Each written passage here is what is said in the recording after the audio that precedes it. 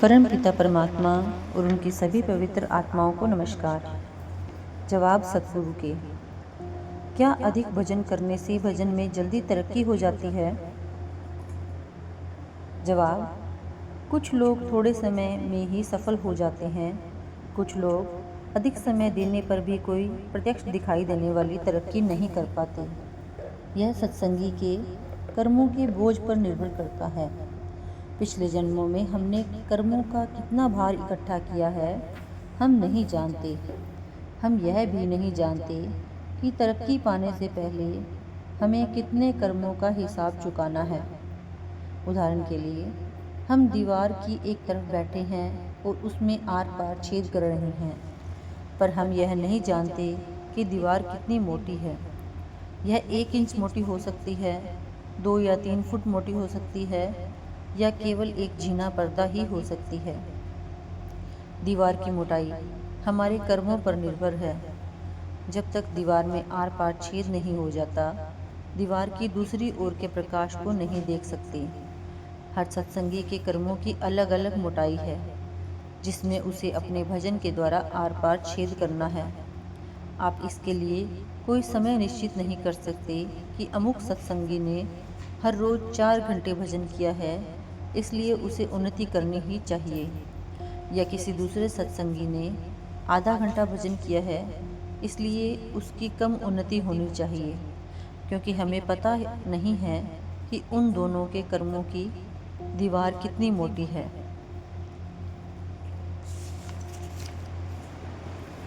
कोई सत्संगी संत मत पर दृढ़ता पूर्वक चलता रहे, भजन सिमरन बराबर करता रहे, परंतु कर्मों के भारी बोझ के कारण अपने जीवन काल में उसे पता ना चले कि उसकी अंदर प्रगति हो रही है, और मृत्यु के समय तक उसकी इतनी प्रगति हो चुकी है कि वह फिर वापस संसार में जन्म ना ले। क्या यह संभव है कि इस प्रगति का उसे इससे पहले पता ना चले? जवाब, मान लें कि आप एक 10 फुट मोटी दीवार में एक तरफ से छेद करना शुरू कर रहे हैं। जब तक आप आखिरी ईंट को काट कर आर पार छेद नहीं कर लेते, तब तक दीवार की दूसरी ओर बैठा मनुष्य यह नहीं जान सकता कि आपने कितना गहरा छेद कर लिया है। आर पार छेद हो जाने पर ही उसे पता चलता है कि आप कहाँ तक पहुँच गए हैं। छेद चाहे 9 फीट गहरा हो गया हो, लेकिन दूसरी ओर बैठे मनुष्य को इसका तब तक पता नहीं लग सकता जब तक कि दीवार की आखिरी परत ना टूट जाए। इसी तरह जो भी समय हम भजन को देते हैं, हम उन्नति जरूर करते जाते हैं, लेकिन हम नहीं जानते कि हमारे कर्मों की दीवार जिसमें हमें छेद करना है कितनी मोटी है। भजन में लगाया गया एक क्षण भी व्यर्थ नहीं जाता। इसके द्वारा हमारे पिछले जन्मों के अनगिनत कर्मों का नाश हो जाता है। और जहाँ तक इस संसार में वापस आने का सवाल है, इसका संबंध आपकी आत्मा की उन्नति से उतना नहीं है जितना कि संसार के प्रति आपकी आसक्ति और मोह से है। अगर आपका इस रचना के साथ, इसके पदार्थों और शक्लों के साथ मोह नहीं है, तो चाहे आपने अंतर में अधिक रूहानी तरक्की ना की हो, तो भी आप इस संसार में वापस नहीं आएंगे। इसके विपरीत, चाहे आपने आत्मिक उन्नति की हो, लेकिन आपके अंदर गहरे मोह के बंधन रह गए हैं, आपके मन में आसक्ति की ऐसी गहरी छाप पड़ गई है जिन्हें आप मिटा नहीं सकते, तो ये मोह के बंधन अवश्य आपको इस संसार में खींचकर वापस ला सकते हैं। वापस संसार में आकर आप फिर भजन सिमरन करेंगे और उन बंधनों से मुक्त होकर अपने असली घर वापस जा सकेंगे।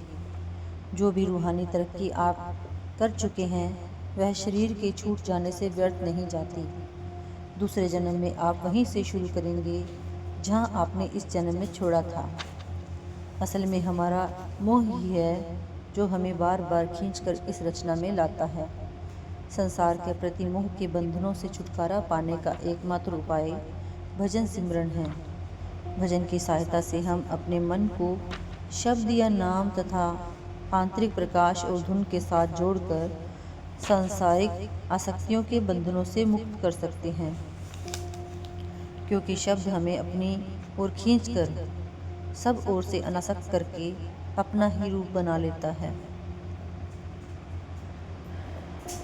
क्या हमें अपने मुंह के प्रबल बंधनों का पता होता है, या वे इतने झीने होते हैं कि चाहे हम कितनी ही ईमानदारी के साथ सोचें कि हम मोह रहित हो गए हैं, फिर भी अंतर में किसी न किसी चीज़ का इतना सूक्ष्म मोह होता है कि हमें खुद भी उसका पता नहीं होता। जवाब: मोह कई प्रकार का होता है। कई ऐसे मोह हैं जो समय पाकर समाप्त हो जाते हैं और उनका मन पर कोई असर नहीं होता। कुछ ऐसे मोह हैं जो अंत समय तक साथ जाते हैं, आप उनसे छुटकारा नहीं पा सकते।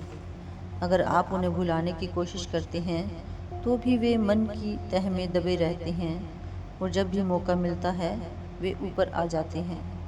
मान ले किसी के अंदर धनवान बनने की तीव्र इच्छा है, पर वह बुद्धि के बल पर अपने आप को समझा लेता है कि मुझे इतने धन की ज़रूरत नहीं है, मैं इसका क्या करूँगा, मैं इसकी चिंता क्यों करूं। लेकिन फिर भी धनवान बनने की लालसा उसके अंतर में दबी रहती है और इस विचार को वह भुला नहीं पाता। इस बात की छाप उसके मन पर बनी रहती है और मृत्यु के समय वह सामने आ सकती है और उसे इस संसार की धन दौलत में वापस ला सकती है। यह तो समझाने का एक मोटा सा तरीका है, पर असलियत तो यह है कि जिस मोह से हम मुक्त नहीं हो पाते वह इसी प्रकार मन में दबा रहता है। हमारी इच्छाएं ही मोह का रूप ले लेती हैं। जब हम किसी इच्छा को पूरा नहीं कर सकते तो धीरे धीरे वह मन में घर बना लेती है और मरने के बाद वह वापस जीव को इसी संसार में खींच लाती है। तब क्या यह अच्छा होगा कि हम अपनी इच्छाओं के पीछे चलें और उनकी पूर्ति की कोशिश करें? जवाब: नहीं। इसका मतलब यह नहीं कि किसी इच्छा को पूरा कर लेने से आप उस इच्छा से छुटकारा पा लेंगे। उस इच्छा को पूरा करने के लिए हम कर्म करते हैं और कर्म बंधन बन जाते हैं जिन्हें भुगतना पड़ता है। और फिर अगर हम एक इच्छा को पूरा करते हैं तो मन और बहुत सी इच्छाएं पैदा कर देता है, और जब एक बार आप बीज बो देते हैं तो उसका फल भुगतने के लिए आपको संसार में आना ही पड़ता है। अगर मन में केवल एक ही इच्छा हो और उसे पूरा करने के लिए आप उसके स्तर पर न आए तो यह संभव है कि भजन द्वारा वह इच्छा समाप्त हो जाए या समय के साथ वह इच्छा खत्म हो जाए। लेकिन अगर आपने इच्छा को पूरा करके कर्मों का बीज बो दिया है तो उसके फल को न भुगतना आपके वश की बात नहीं है। बहुत सी इच्छाएं ऐसी हैं जो हमें पहले तो बहुत प्रबल लगती हैं, पर कुछ ही समय बाद निर्बल हो जाती हैं। सो इच्छा को पूरा करने के लिए कर्म करना पड़ता है और फिर कर्म का फल भोगने के लिए संसार में आना पड़ता है। इसलिए इच्छा और कर्म दोनों ही बंधनकारी हैं। Thank you.